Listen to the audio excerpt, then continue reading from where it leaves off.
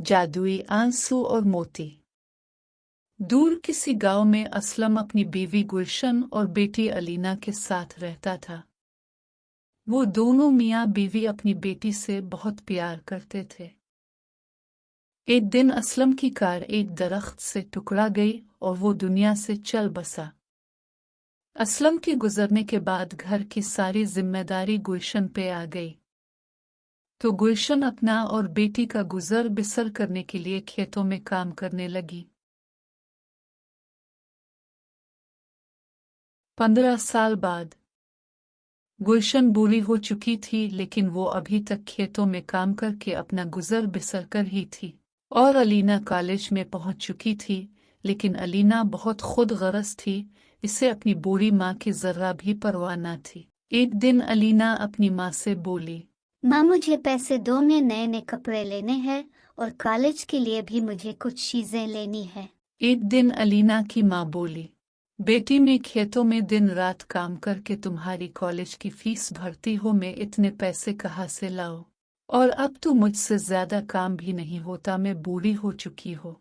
अलीना अपनी माँ की बातें सुनकर खामोशी से वहां से चली गई और घर से दूर जंगल में आकर रोने लगी और बोली, ए खुदा, तो ने मेरी किस्मत में गरीबी क्यों लिखी? अलीना रो रही होती है कि तभी वहां एक परी आ जाती है और अलीना से पूछती है, तुम रो क्यों रही हो? तो अलीना परी को देखकर डर जाती है, पर परी अलीना को कहती है, अलीना तुम मुझसे डरो नहीं, मैं एक परी हूँ, मुझे बताओ तुम रो क्यों रही हो? मेरी माँ बूढ़ी हो चुकी है और वो खेतों में काम करके बहुत मुश्किल से मेरी कॉलेज की फीस देती है, पर मेरी सारी दोस्त बहुत अमीर है, मैं भी अमीर होना चाहती हूँ। तो परी ने अलीना की सारी बातें सुनकर अपनी जादुई चिड़ी घुमाई और अलीना से बोली, अब तुम्हारी माँ की आंखों से जो भी आंसू निकलेंगे वो मोतियों में बदल जाएंगे, तो तुम उनको बेचकर जो चाहे ले लेना। ये सब सुनकर अलीना बहुत खुश हुई और घर वापस आ गई। और आते ही अपनी माँ को बुरा भला कहने लगी, जिससे इसकी माँ रोने लगी और गुलशन की आंखों से निकलने वाले आंसू नीचे गिरते ही फौरन मोतियों में बदल जाते। फिर अलीना ने मोती बेचकर एक बड़ा सा घर लिया, एक कीमती स्मार्टफोन लिया। अलीना बहुत खुश थी।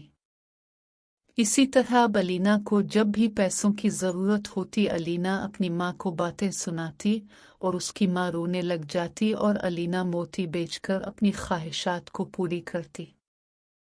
एक दिन अलीना की माँ बीमार हो गई और वो सो रही थी कि अलीना अपनी माँ के पास आई और बोली, माँ उठो, मुझे पैसे जाए। माँ तुम उठ क्यों नहीं रही? मैं कब से तुम्हें उठा रही हो, उठो भी माँ।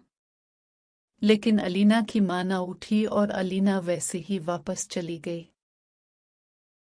फिर कुछ दिनों बाद अलीना और गुलशन बैठे आपस में बातें कर रहे थे कि गुलशन बोली, बेटी तुम्हें क्या हुआ है? पहले तो तुम मेरे साथ ऐसे नहीं करती थी, अब तुम हर वक्त बुरा भला कहती रहती हो।